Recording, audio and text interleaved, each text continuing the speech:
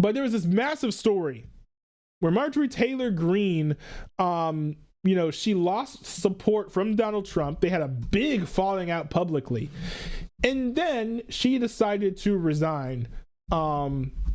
I don't have the article pulled up here, but Marjorie Taylor Greene then decided to resign. Now, I always wanted to react to this because I was very surprised that Marjorie Taylor Greene did the 180 that she did going against Donald Trump, because of all of like the cult-like MAGA people, Marjorie Taylor Greene was one of the biggest ones. I was like, look at her, like, is she like trying to cheat on her husband again, or like what's going on here? Remember in the whole Mike Johnson situation, she was one of the biggest people going to bat for Mike Johnson, and that's what really clicked for me, that she was like a pro-Trump cultist, because Marjorie Taylor Greene is kind of on the farther right side of the Republican Party spectrum, and those people were really against Mike Johnson because he kind of, it's like a more moderate conservative record, not particularly strong on being fiscally conservative and all that. So when I saw that she started supporting him because Donald Trump was telling her, and I know that this was a fact because there are literal pictures of Marjorie Taylor Greene literally with Donald Trump on the phone, on speaker, and handing it to other members of Congress, being like, hey, listen to Trump. Trump is telling you to vote for this person. I'm not even joking. Like, there are high resolution images where if you zoom in, you literally see DJT. Oh, actually, let me see if I can find this. This is actually wild to me. Like, this is just like the most brazen case of like cultish sycophancy that I've like seen in modern politics. Hold on, let me pull this up. Yeah, here it is. This to me is like one of like the great images of American politics. This is courtesy of CNN here. Okay, not DJT, but DT. See, literally on the phone with Donald Trump saying, hey, listen to Donald Trump and do whatever he says to do. I think this was what, like a year, 2 years ago? Like, this wasn't even that long ago. A little over a year ago. So, massive 180. But let's hear her explain herself. Breaking up turns out not so hard to do. President Trump has declared he is officially pulling his endorsement of MAGA firebrand Marjorie Taylor Greene. The Georgia Congresswoman has been demanding the release of the Epstein files and has criticized the president for spending too much time abroad. The president, has apparently heard enough, posting on Truth Social overnight that all wacky Marjorie Taylor Greene does is complain, complain, complain. I think that her constituents aren't going to be happy. Already, I have people calling me. They want to challenge her to a race in her district in Georgia. And, that's too bad. She's lost a wonderful conservative reputation. But when she says, don't go overseas, if I didn't go overseas, we might be in a war right now with China. Meanwhile, President Trump is also upset with Congressman Thomas Massie, who also wants the Epstein files released. A Trump-aligned super PAC is spending $1 million on ads targeting the Kentucky Republican. Which is a shame, because I think that I love there's nothing more that gives me more respect when I'm looking at either a politician or a pundit than when you criticize both the left and the right, because the left and the right, they get things right, but they also get things wrong sometimes. And so if you're on the right, you're willing to criticize the right, you are a rock star in my book. And I'm seeing Thomas Massie doing this, and particularly on things where he's a libertarian, right? So on things that threaten conservative fiscal ways of governance, right? So for example, opposing bloated spending bills, right? Saying let's release the Epstein files to expose people who were abusing minors and engaging in forms of slavery, essentially, right? Which is, I think, is what's alleged that was happening on Epstein's island. So, like, there's no point that Thomas Massie has opposed Donald Trump on where I disagree with him. He's been extremely principled, and being a conservative means you will be going against Donald Trump at some points, because I don't know that Donald Trump is a true conservative, right? What is Donald Trump a conservative on? Other than like LGBT stuff, like he's not pro-life. He doesn't support fiscal responsibility of the government. He doesn't support small government. He's a big government dude. He supports he supports intervention into to manipulate prices of healthcare. And I understand, it does make people's lives better, but there's a difference between what is conservative and what you do. It doesn't compute. It's not conservative to meet up with Pfizer and say, hey, lower your drug prices, and they're like, okay. Right? Because that's not, I don't know how that connects with a free market. By the way, he doesn't even support free markets because he supports tariffs. So he's not a free trade guy, he's a fair trade guy. Remember that whole line in his first term. Well, he's gone even more gung-ho on that line. So all the stuff that Thomas Massie has opposed Donald Trump for is an inevitability for everyone who is a principled conservative and libertarian, like gun rights, right? Trump does not fully support the Second Amendment either. There are so many things where Donald Trump is not a true conservative that Thomas Massie has criticized Trump for day in and day out. These are things that Donald Trump deserves criticism for. Donald Trump, unfortunately, mistakes criticism with being an enemy, and that's not true. You can be an ally of Trump and still oppose the things that he does that are wrong or unprincipled or unconservative. Trump doesn't get that, unfortunately. So that's why he's getting hate for Thomas Massie. Now, meanwhile, I'm over here sitting here like, yes, like in my head, every time Trump goes against Thomas Massie stock rises up in my mind. I want Thomas Massie to run for president. Right now, I'm a Thomas Massie 2028 dude. Okay. I'm a Thomas Massie 2028 dude.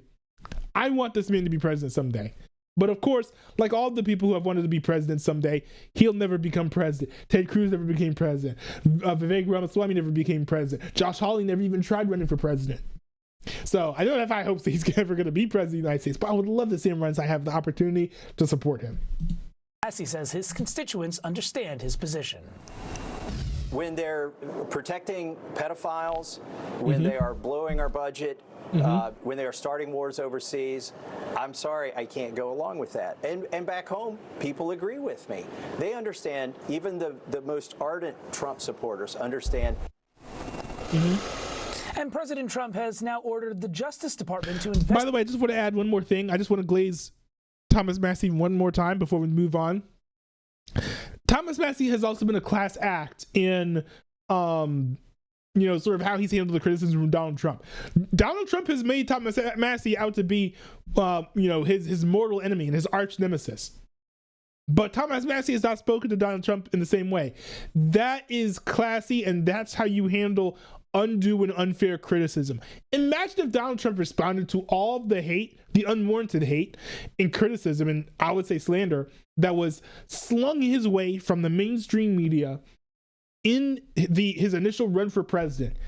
He would be someone probably as revered as Barack Obama for how he handled, unfair criticism regarding to his Muslim faith, his Christian faith, and his ethnicity. People saying, oh, black man can't be president, whatever. People were concerned that he was a Muslim because of his name is Obama, various things. He took that all in stride. He took all the criticism for Obamacare in stride. Trump is not someone who handles criticism nearly as professionally or nearly as confidently as other presidents before him.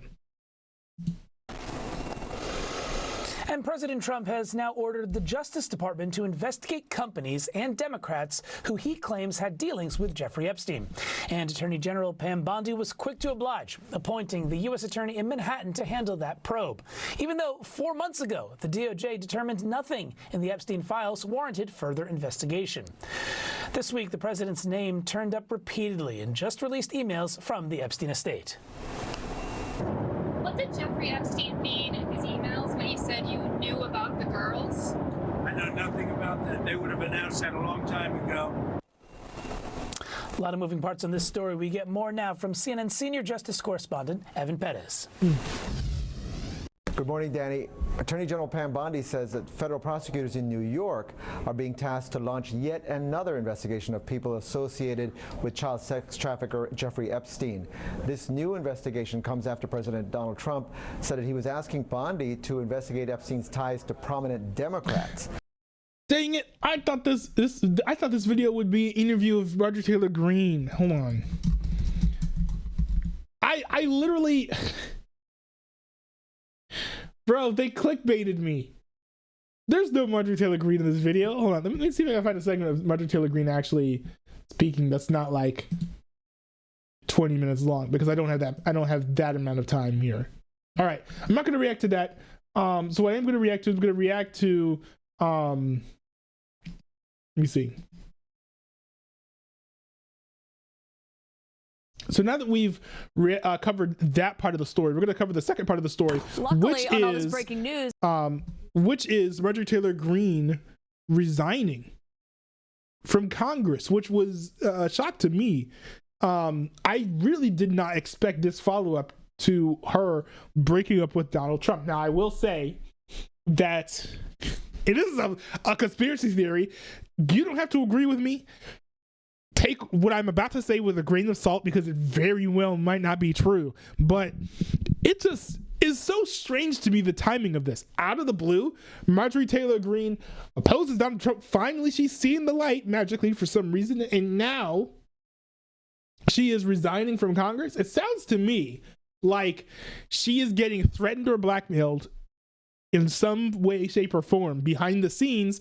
And someone is making her do these things. It's like, have you seen like the Impractical Jokers meme where it's like, okay, now do this. And then the person does the thing and then like they're like laughing behind the scenes. It almost feels like that where it's like, okay, now break up with Donald Trump. You know, and it's like, okay, now leave Congress. Like that sort of like feels like what's happening here. I would love to see how CNN responded to this though. This is my favorite television show of all time. I don't think that my favorite GOP guy is in this, but this should be a good segment nonetheless. luckily, on all this breaking news on a Friday night, from Marjorie Taylor Greene resigning from Congress to that love fest that we all just witnessed inside the Oval Office, my top political sources are here on tonight's breaking news. And Harry Anton, you're laughing very loudly. John King, you've covered the White House. I mean, dang. Between that, because it is a big picture. It's not just what we saw in the Oval Office. I mean, that with what we just learned in the last few moments that Marjorie Taylor Greene is out. I mean, if I told you a year ago that Trump and Zohran Mamdani would be like this and Marjorie Taylor Greene would be leaving Congress because of President Trump, you have shared my gin and tonic. would have told me I was drinking. Look, it's great to be with you all because of our shared love and affection, to quote the mayor-elect of the world turned upside down. It's amazing. It's remarkable breaking news. Look, we have lived in an age of political disruption, really since the election of Obama, but especially since Trump and the MAGA movement came along. So on the one hand, we shouldn't be surprised by disruption and disaffection and things changing, and there's no real political parties have no real center anymore. I don't mean center in the middle of the electorate. I mean they don't have any core because Trump has redefined the Republican Party. The Democratic Party's in a search and who are we mission right now. But this is still mind-blowing in the sense, let's start with Marjorie Taylor Greene. My biggest question is, what next? She just broke with the president on the Epstein files and won. She says he is tone deaf on these affordability issues, and guess what? She's right. Yep. Maybe the president had a shift today with the mayor-elect of New York, but up until this point, that's why his approval ratings are in the tank. So she has said up to today that she was not going to run statewide in Georgia. You know, people roll their eyes and they laugh and they say, well, when I say, well, maybe she's going to run for president. But again, Donald Trump. You don't have to resign to run for president. You don't have to resign to run for president. It's not like the election is tomorrow or next month. You probably have at least another year before it's time for you to run for president. There's no reason why you should be resigning right now.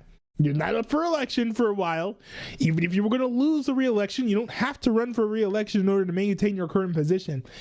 To me, the most logical explanation for Marjorie Taylor Greene resigning is blackmail or threats or personal stuff going on in her life, right? Like, I was musing that perhaps she was, no, I'm just not going to get into that. I feel like that's that's a little too mean-spirited. But maybe she's got personal stuff going on behind the scenes, either a scandal that would hurt her politically and distract her from her work, or just, private family matters, right? Everything going on in everyone's lives is not our business. So there could be other things going on, but I don't think it's any sort of political calculations or machinations. I don't think that's it. Trump could never win the Republican nomination in 2016, and then he could never beat Hillary Clinton, of course, and he could never be president again after January 6th. Barack Obama's not going to be president of the United States. That's never going to happen. That's what they said then. Mondani can't beat Cuomo and be the mayor of New York City. So we live in the age of improbable stories in our politics because the ground beneath everybody is shifting so much. I don't know what she's going to do next. I do know one thing. Number one, she's not going to stay quiet. You know her. That's who she is. So what she decides. And number two, this is a grand. Maybe she'll replace Charlie Kirk on the Charlie Kirk Show. Washington issue. Speaker Johnson has less than one-hand majority. When she goes away, right? When she goes away in January, that's another -1. I think it leaves them with +2 or +3. They don't get too much done heading into the midterm year anyway, but that's hard. To John's point about her not staying quiet, I mean, she released a 10-minute video explaining this, and in part of it, she says loyalty should be a two-way street, and that we should be able to vote our conscience and represent our district's interests because our job title is literally representative. And America first should mean America first and only Americans first. And then she wrote this, and this is, I mean, she is directly calling out President Trump. She says, standing up for American women who were raped at 14, obviously they would be girls, trafficked and used by rich, powerful men should not result in me being called a traitor and threatened by the President of the United States, whom I fought for. We are starting, in my opinion, to see the real-world consequences of what we're seeing in the polling. That is cracks, actual cracks in Trump's Republican support. His net approval rating amongst Republicans is down over 20 points since January. I mean, you guys know that since Donald Trump started running for president for this term, claiming that he was going to shrink the government debt, it's done nothing to do that. That was just such a blatant lie that was like, I can't support him publicly anymore. I voted for him, but I can't go around telling people, hey, y'all vote for Donald Trump when he is running on a platform that's already a broken promise for the previous term. That's just a blatant lie to me. But every single, I almost feel like every month or two, I like Donald Trump less because he keeps on making mistakes. Now, he does do some good things. He's been brokering peace deals internationally, been very fantastic on that, really threaded the needle on the whole Iran thing. Right? Like with the dropping the bombs or whatever. I thought that could have escalated very quickly, but Trump did handle that with quite some depth. So you have to give him credit where credit is due there. But his handling of the economy, the way that he engages with his political enemies, not a big fan of it. I'm generally happy with the immigration enforcement, although I think that he does need to come up with a better system for Customs and Border Patrol to identify themselves, because it is kind of difficult to determine whether or not people who are detaining and arresting individuals on the streets who are suspected to be illegal immigrants are actually illegal immigrants. That's probably a subject for another, not actual illegal immigrants, are actually members of ICE and CBP. Now, that's a conversation for another day, probably worth another video. But in general, Donald Trump has done a lot of good things, I think. Fewer good things than in his first term, but he has done some good things. But still, the blunders that Trump makes, the missteps that he makes, the things he does that are wrong and worth condemnation are, to me, a lot more dramatic and a lot more obvious and consistent this time around than in the first term, right? Sticking with the whole tariff thing a lot more than he did in the first term. Not good. Saying Democrats who seem to be doing sedition, in my opinion, ought to be executed. Also not good. Trump is worthy of some significant criticism here. January. We are seeing a president who had for months tried to ensure that the Epstein files were not going to be released, despite the fact that his approval rating on the Epstein files was south of 50%, despite the fact that the vast majority of Republicans wanted those Epstein files released. And more than that, what you saw was Marjorie Taylor Greene playing a little bit of political punditry, right? Saying that the Republican Party is likely to lose the House of Representatives come 2026. That, of course, is what we see in all the polling data as well. This, in my opinion, has been the 10 worst days of polling that Donald Trump has had throughout his entire second term. And Marjorie Taylor Greene resigning and stating what she did, in my mind, sort of puts the capstone on it, and also puts the capstone on a day in which the President of the United States met with Zohran Mamdani, and that love fest To quote the movie Tootsie, this is one nutty hospital. Jamal, I want to know what Democrats are thinking about this nutty hospital, as Harry so lovingly puts it. But we have David Urban here. David, I mean, I've been talking to a few Republicans tonight in the last 30 minutes since this got announced. They are genuinely stunned by this news from Marjorie Taylor Greene. Caitlin, I listened and watched the full 10 minutes right before I sat down because, like you, it's hard to wrap your head around it. You know, John gets it right, and everyone knows this.